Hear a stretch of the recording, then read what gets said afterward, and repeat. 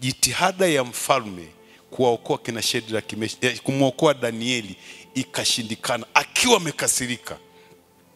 Wamembana kwa vifungu na ibara, wamemsomea ibara fulani, kifungu fulani, ibara fulani, kifungu fulani. Mfalme, hatutakuelewa. Wamemfunga kwa vifungu.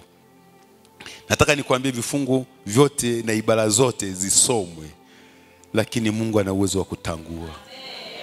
Akasema leteni.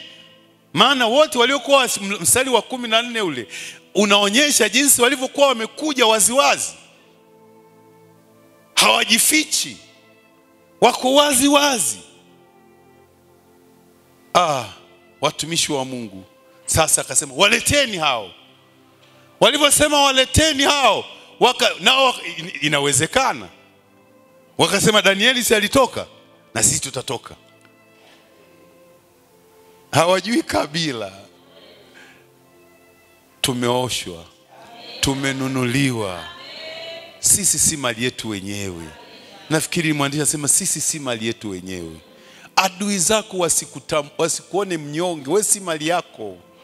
Wewe si mali yako.